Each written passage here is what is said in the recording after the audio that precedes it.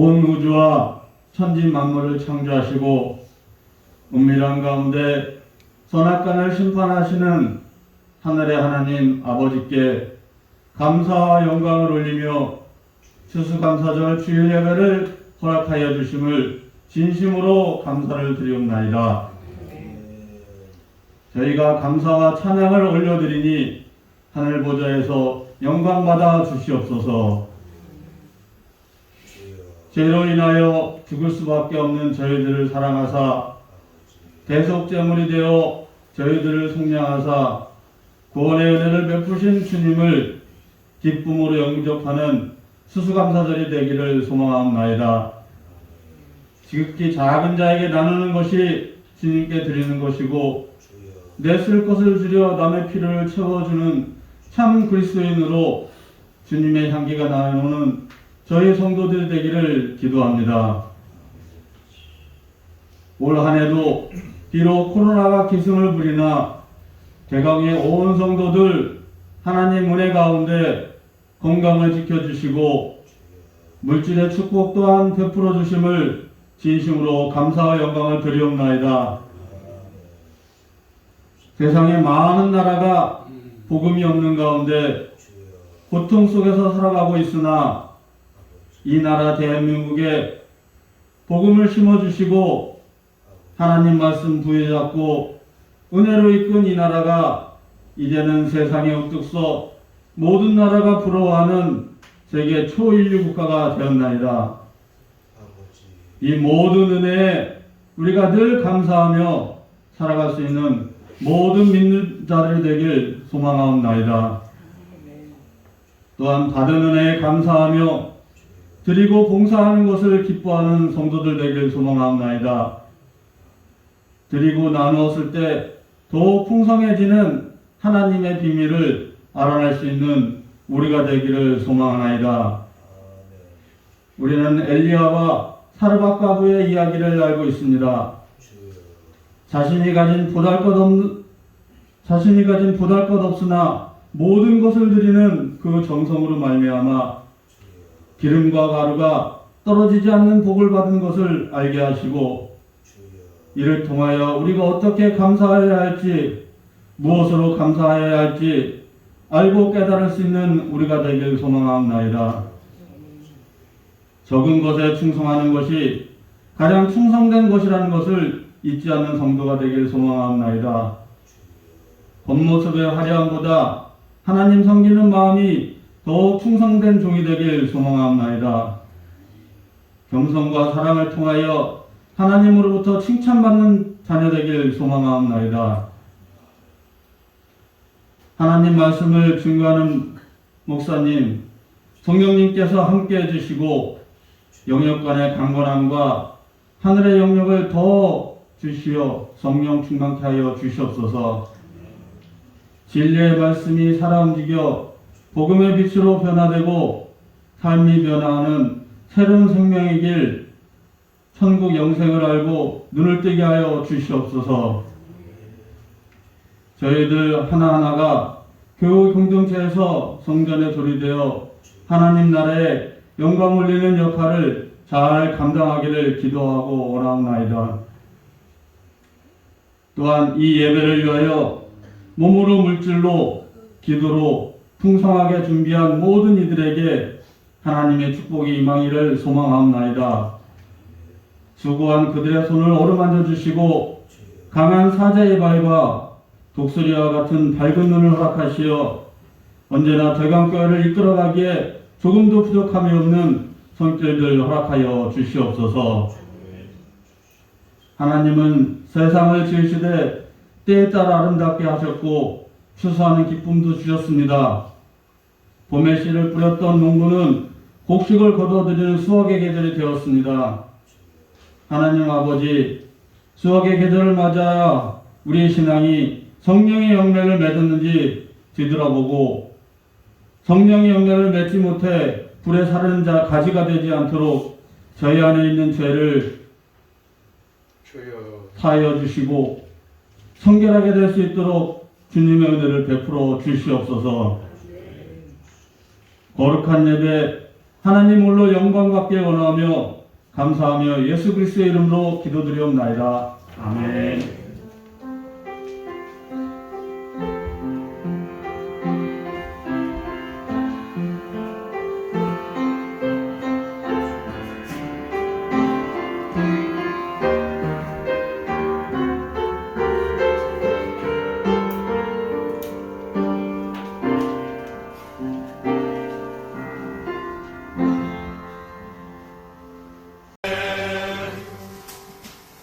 오늘 하나님의 말씀은 시편 50편 16절 말씀부터 23절 말씀까지 같이 읽습니다. 시편 50편입니다.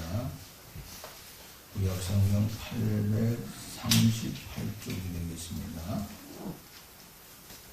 악인에게는 하나님이 이르시되 네가 여호와의 례를 전하며 내 언약을 듣냐 내가 그분을 미워하고 내 말을 들고 던지며 도둑을 본주 구하려 하여 거부하는 자들과 공유하며 내 입을 알아서 내어주고 내 여러 거짓을 꾸며 언약에서 내 공과 공유하며 내 얼굴을 알아 기도하는도다. 내가 이 일을 하여도 내가 정정하였더니 내가 나를 너와 같은 주로서 생각하는도다. 그러나 내 말을 설명하여 내 죄를 네 눈앞에 낱낱이 비가 되게 하시는도다. 하나님을 잃어버린 너희여 이제 생각하라. 그렇지 아니하면 내가 너희를 찢으리니 건질 자가 없으리라. 감사와 제사를 드리는 자가 나를 영화롭게 하나니 이는 이를 그렇게 하는 자의 내가 하나님의 구원을 이루리라. 누가복음에서 한 장 더 보겠습니다.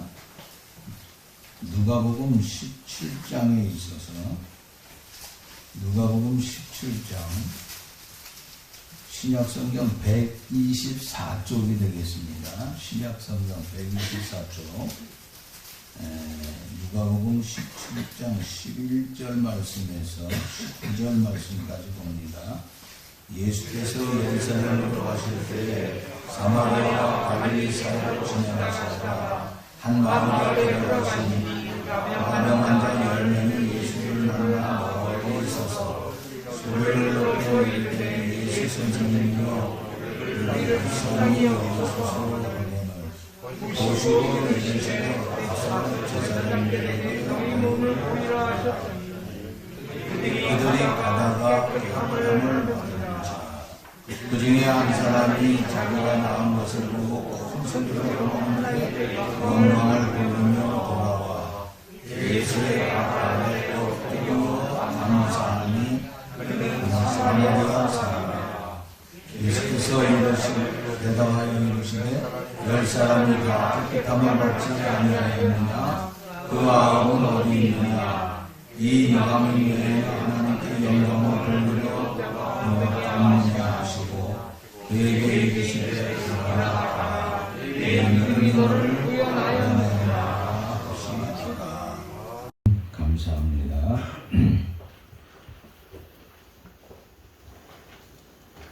감사할 줄 모르는 자를 벌하는 법을 따로 세우지 아니하는 까닭이 무엇인가요? 그것은 감사할 줄 모르는 사람은 하나님께서 직접 벌하시기 때문이다. 누군가 그런 말을 했습니다. 오늘은 감사주일이고 감사절입니다. 감사라고 하는 것은 무엇이겠습니까?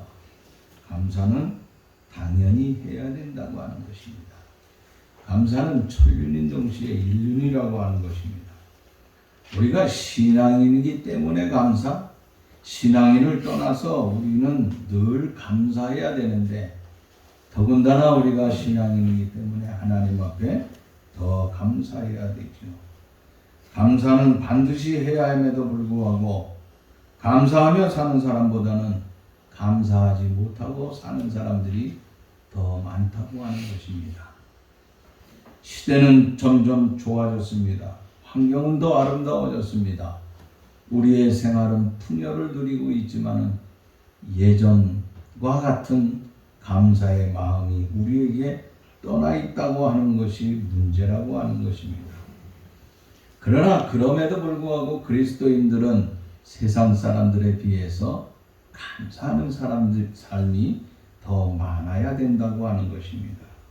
감사의 본질이 무엇이겠습니까?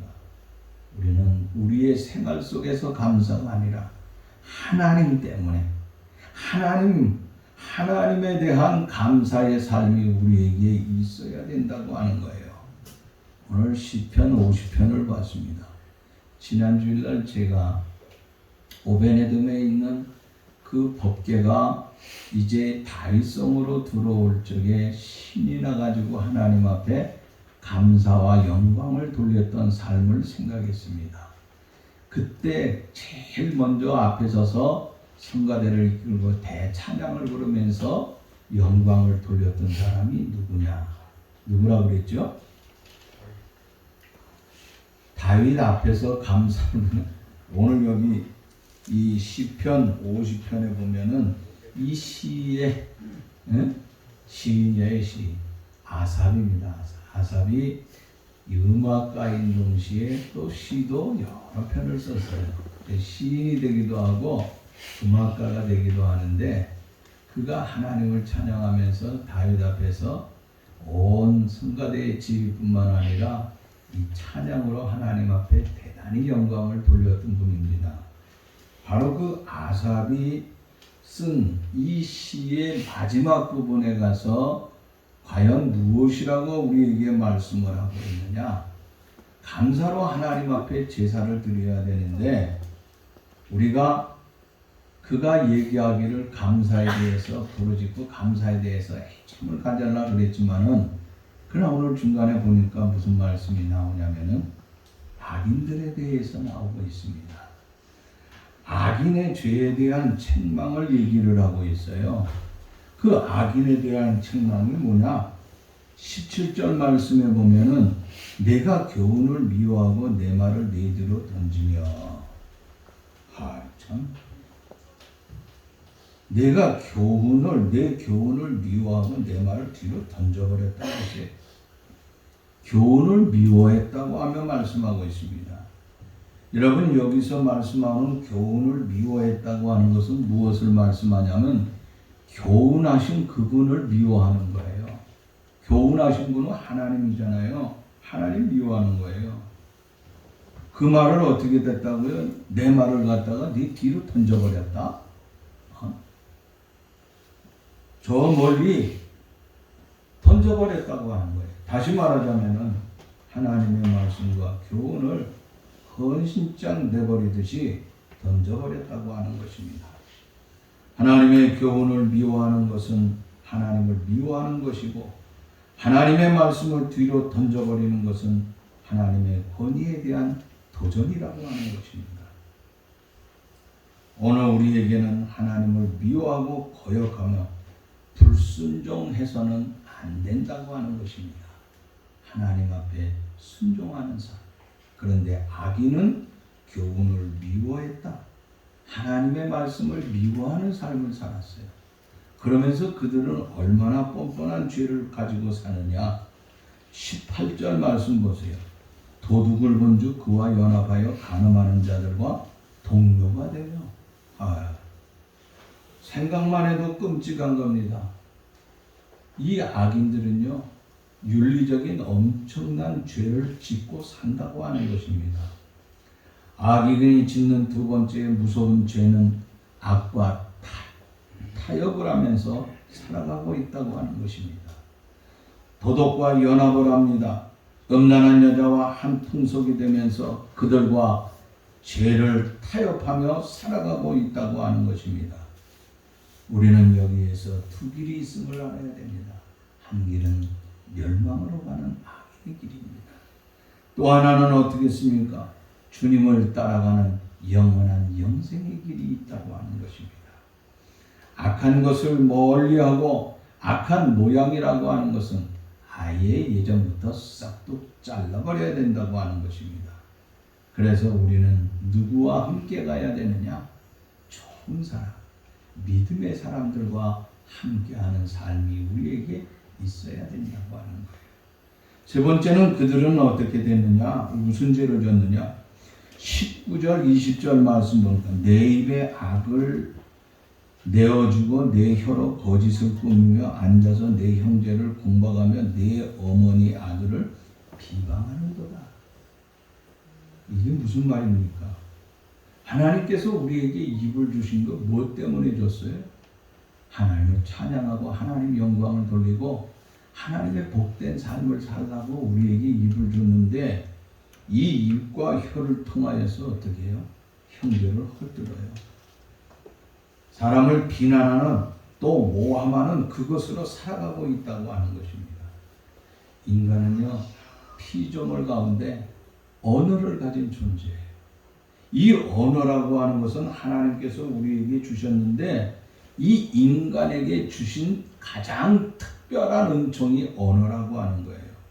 그래서 우리는 말할 때 상당히 조심해야 된다고 하는 거예요. 근데 악인들은 어떻게 해요? 감사는커녕 그 입에 악을 말하고 거짓된 것을 말하고 형제를 비방하는 삶을 산다고 하는 것입니다. 여러분, 우리가 말할 때 늘 조심해야 된다고 하는 것입니다.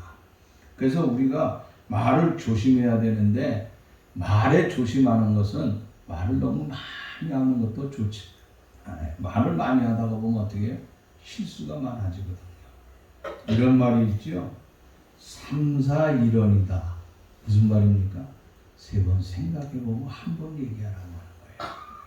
근데 우리는 어떻습니까? 생각하기 전에 그냥 뭐 속사포처럼 쏟아져 나오는 말들이 얼마나 많은지 몰라요. 그러다가 실수한다고 하는 거예요. 또 하나는요, 이 말이라고 하는 것은 너무 빠르면 이거 좋지 않아요. 누구누구에 대해서 무슨 얘기를 들으면요, 금방 가서 이 얘기 저 얘기 그냥 다 옮겨버리는 그런 말.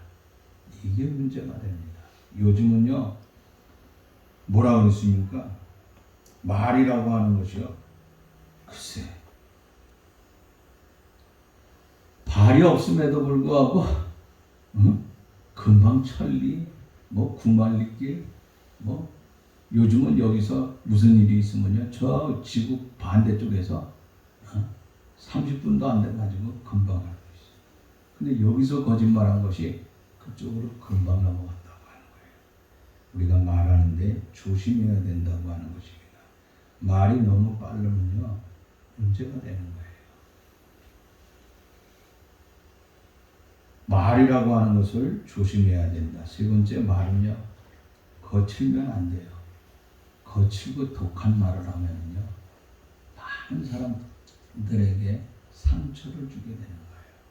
그래서 말을 너무 독하고 이렇게 거친 말을 하다가 보면은 남을 비난하게 되고 헐뜯게 되고 공격하게 되고 결국 남에게 엄청난 상처를 준다고 하는 거예요.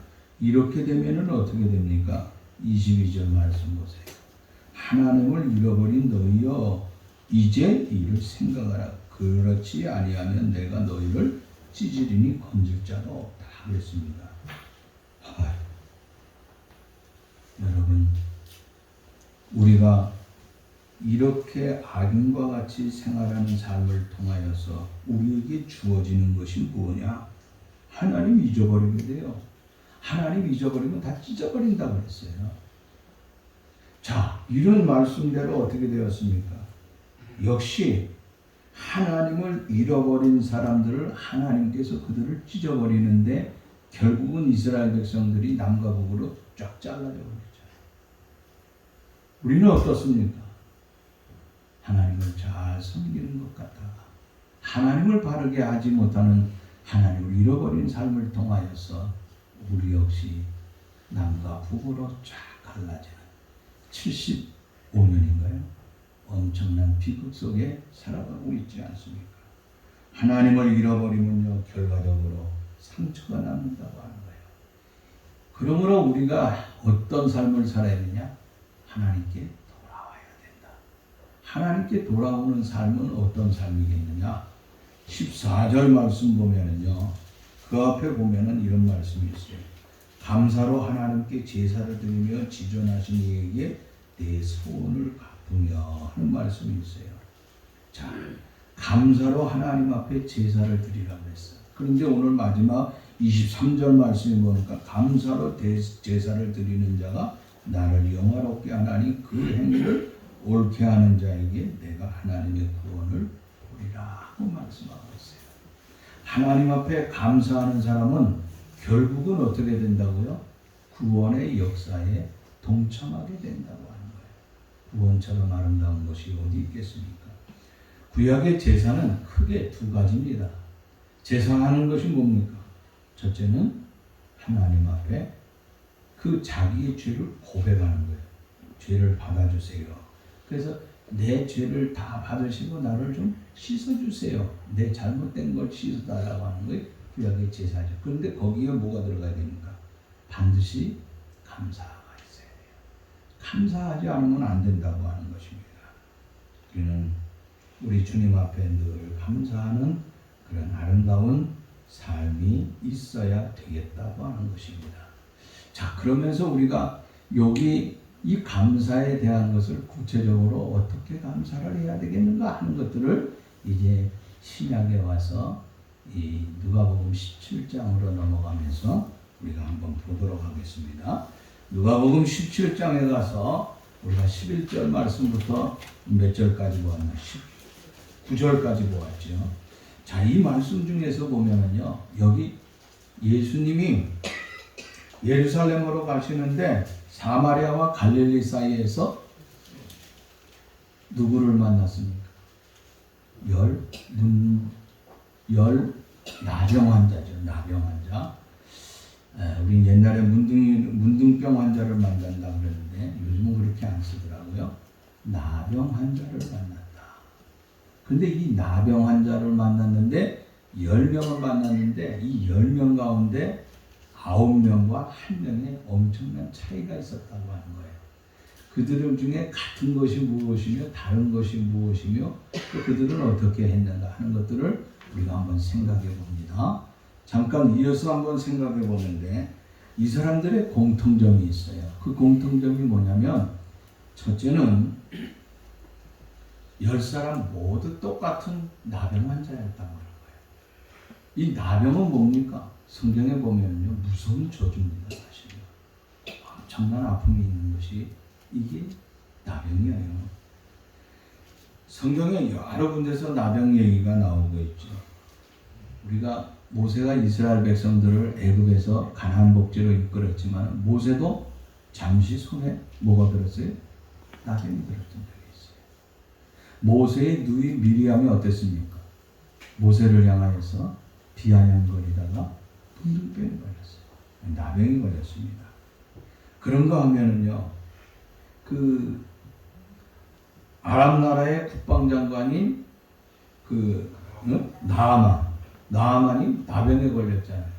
근데 나병에 걸려가지고 이제 엘리사 선생님에게 와서 치료함을 받았잖아요. 그래서 너무 기뻐가지고 선물을 갖다 주잖아요. 그때 그것을 엘리사는 받지 않았지만은 몰래 누가 빼돌렸어요? 종 게하시가 빼돌리다가 나병이 걸려버렸어요. 그래서 후에 엘리사가 고쳐주기도 했죠. 자, 그런데 그 후에 보면은요, 우시아 왕은 우시아 왕도요, 나병에 걸렸어요. 이들 모두가 다 어떤 분들이냐? 나병에 걸렸다. 10명 전체가 나병에 걸렸어요. 자, 성경에는요, 나병을 고친 사람도 있고, 나병을 고치지 못한 사람도 있어요. 왕이지만 우시아 왕은 어땠습니까? 못 고쳤어요. 결국 무덤에 들어가는데 무덤 속에도 어떻게 돼요? 따로 들어가요. 얼마나 무서운지 몰라요. 나병도요. 열왕이 들어가는 그곳에 들어가는 것이 아니라 그 옆으로 쳐갔어요. 그러니까 이 나병이라고 하는 것은 죽고 나서도 성경에 보면 이렇게 무섭다고 하는 거예요. 그 다음에 이들이 똑같은 것이 뭐냐면 멀리 서 있었다. 그 왜 여기 보면은 뭐라고 그랬습니까? 열 나병인데 예수를 만났다 그랬습니다. 자, 그런데 그들은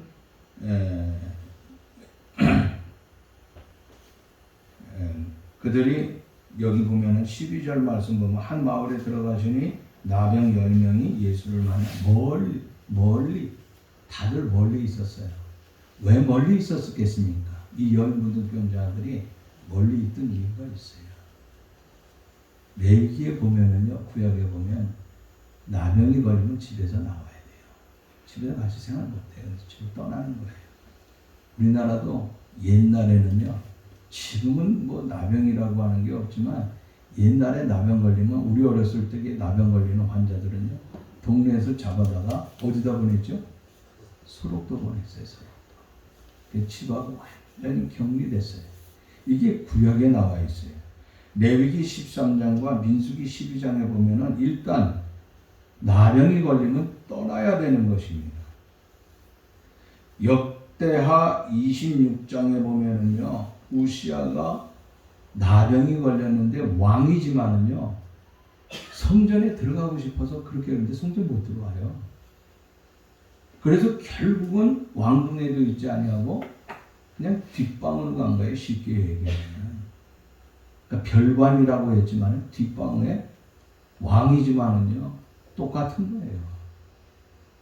저 멀리 집을 떠나는 건 아니지만 왕이더라도 이렇게 멸시했다고 하는 것입니다.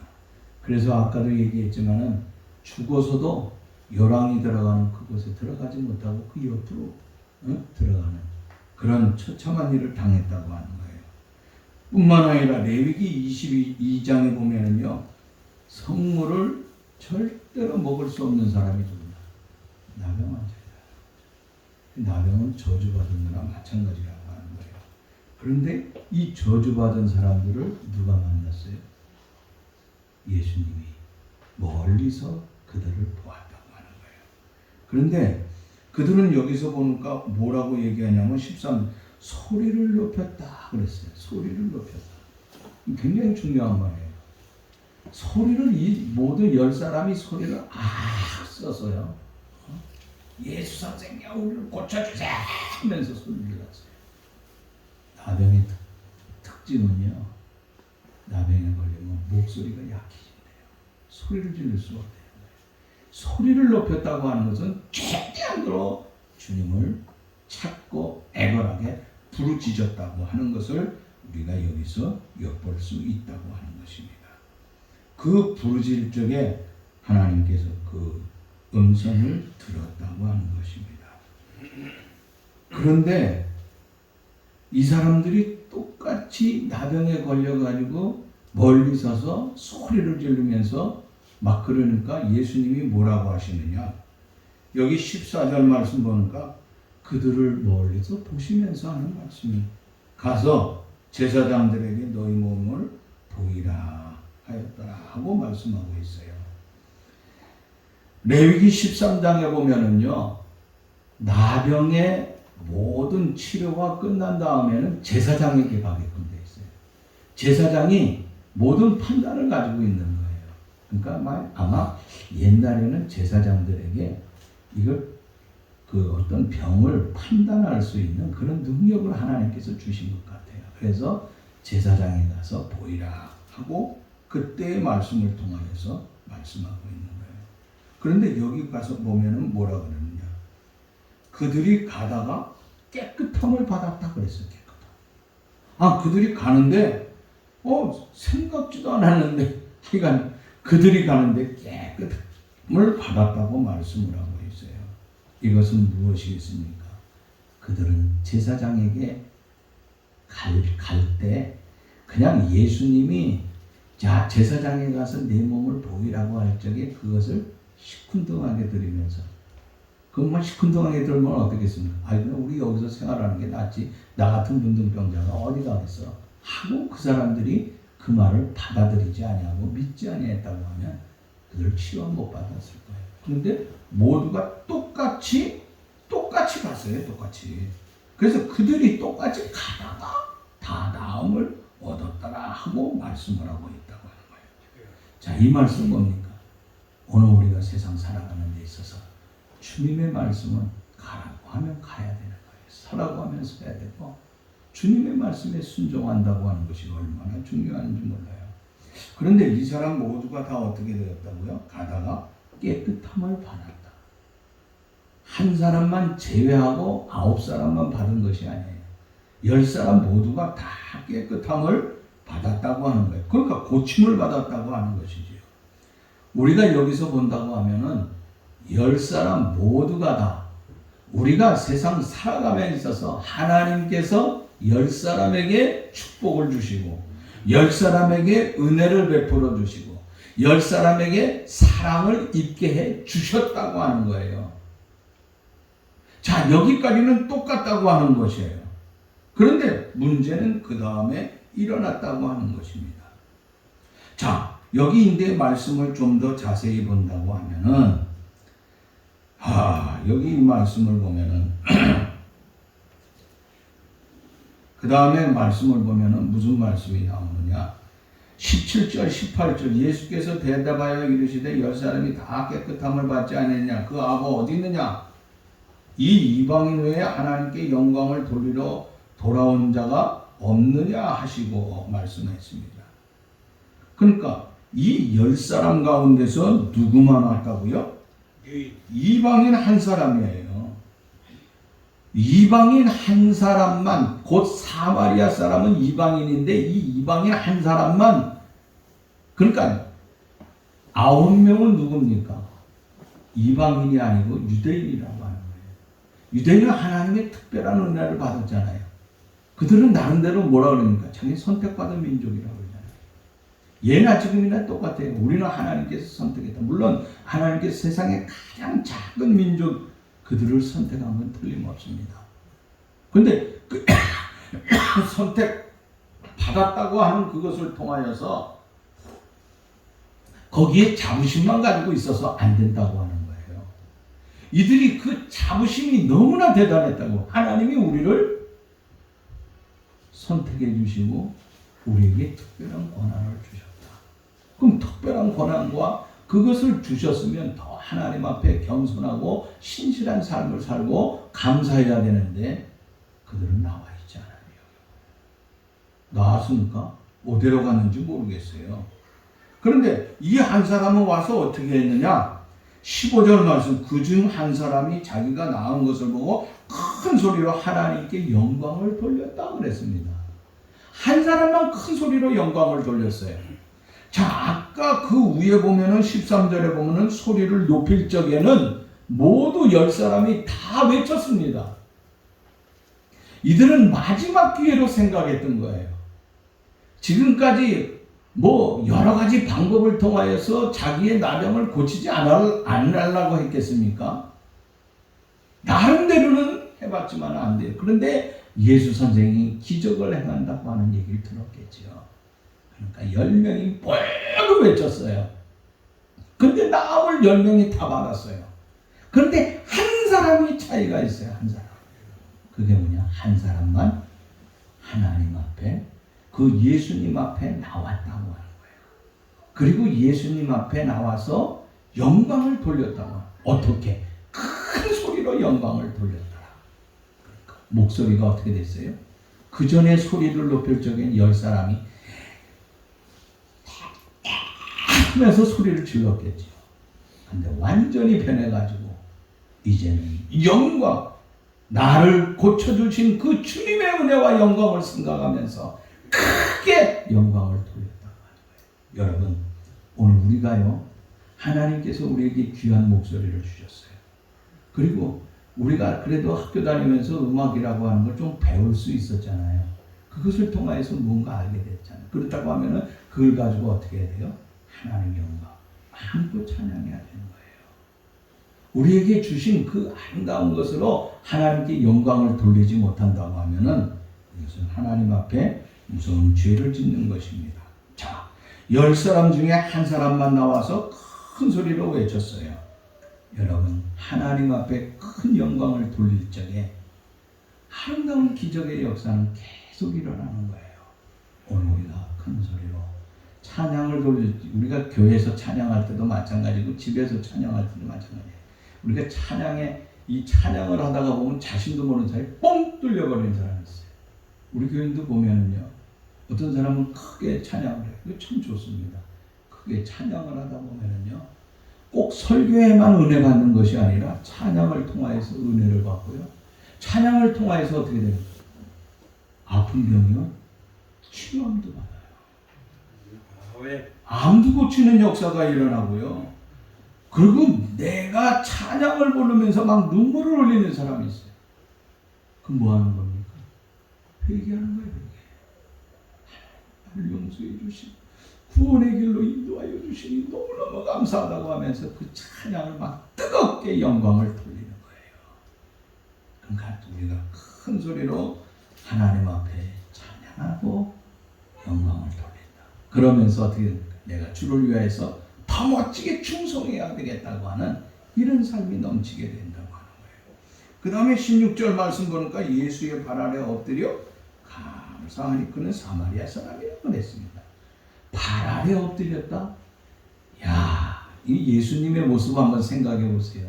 그리고 이 사마리아 이 나병 환자를 한번 생각해 보세요.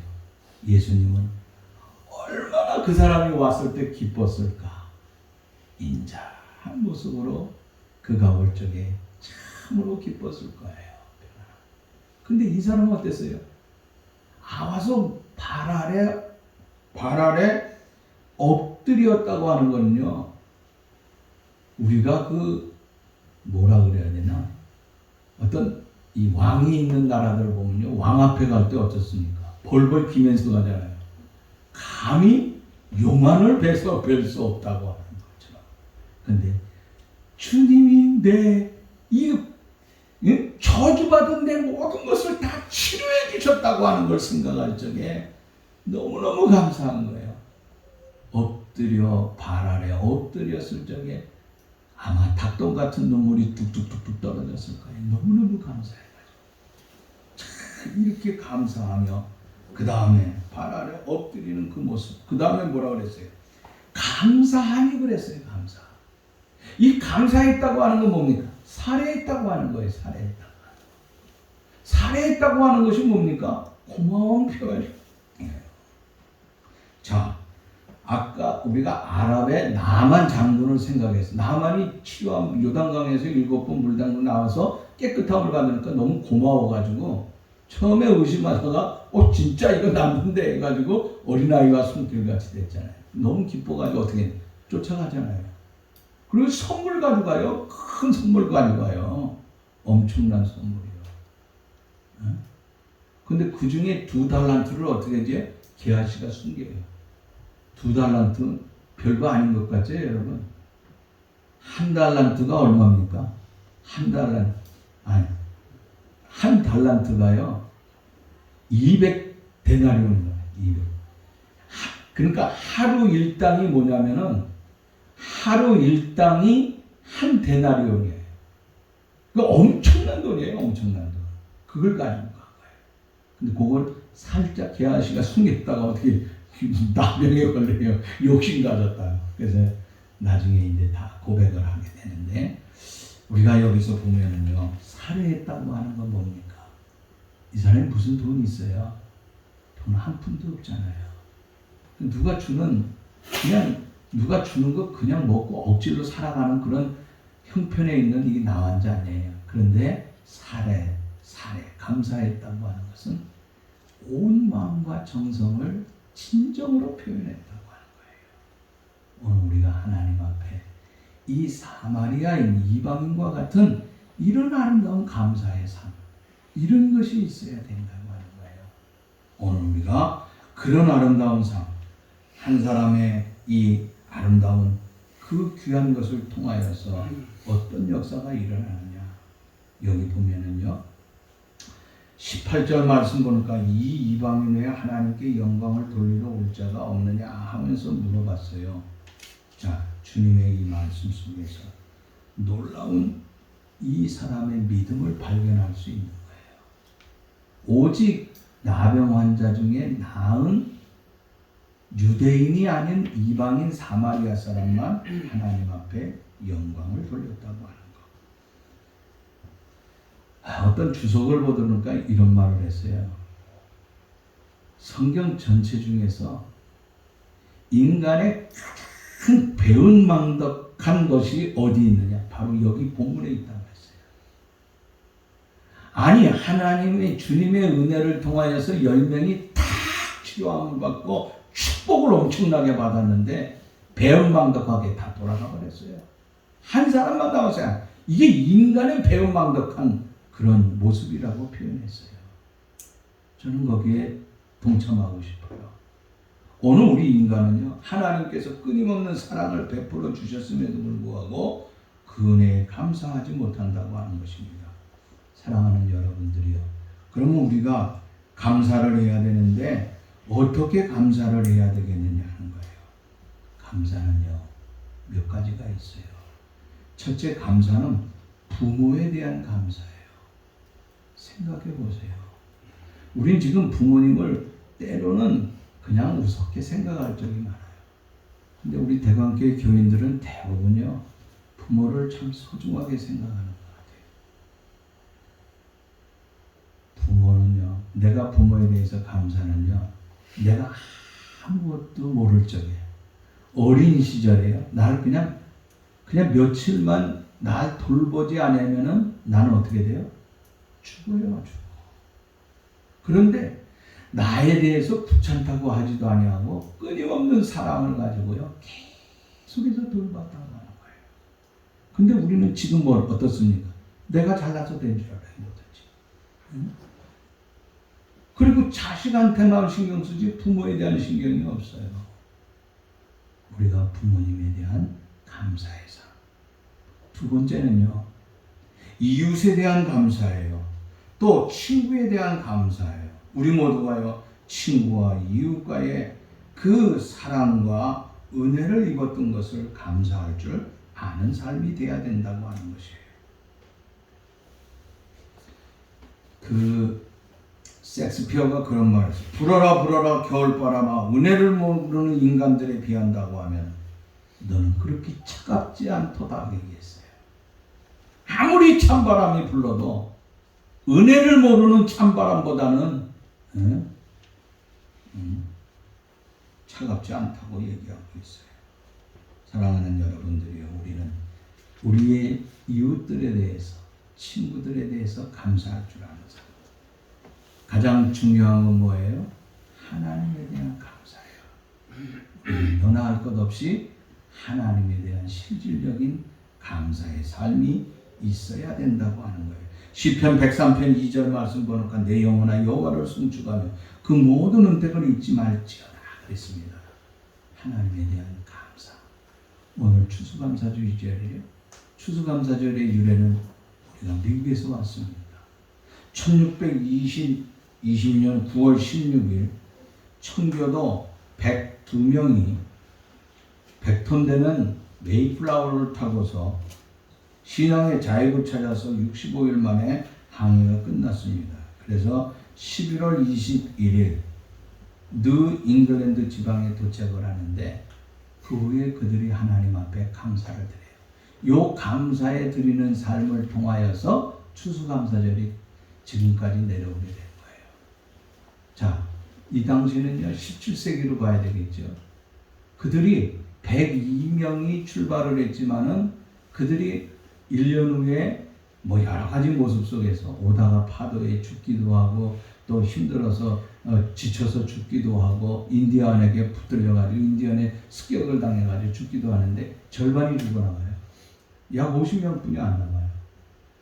그러면 이들의 형편은요 감사해야 할 조건이 하나도 없어요.